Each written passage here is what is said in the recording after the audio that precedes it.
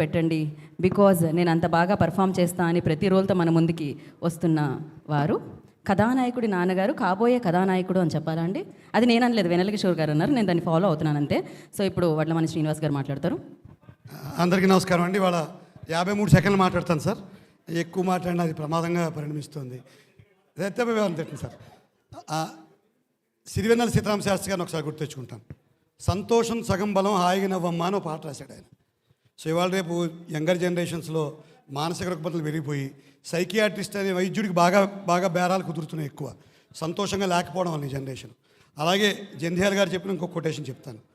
మొన్న చెప్పాను కూడా, నవ్వడం ఒక యోగం, నవ్వడం ఒక భోగం, నవ్వించడం ఒక యోగం, నవ్వలేకపోవడం ఒక రోగం అని చెప్పారు ఆయన. సో ఈ నవ్వించే ప్రక్రియ, ఈ సంతోషం సగం కాదు పూర్తిగా బలాన్నిచ్చే సంతోషాన్ని ఇచ్చే సినిమాలు తీయడంలో ముందు వరుసలో ఉండే ఎందుకంటే మోహన్ కృష్ణ గారికి ధన్యవాదాలు తెలియజేస్తున్నాను ఒకసారి.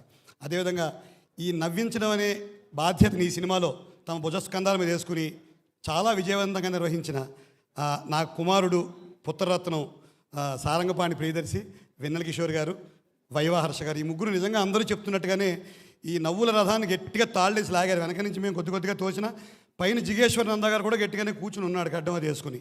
సో ఈ నవ్వుల ప్రయత్నానికి సహకరించిన వీరందరికీ కూడా ధన్యవాదాలు తెలియజేస్తూ సహనటులకి సహనటీమణులకి అందరికి కూడా నా కృతజ్ఞతలు.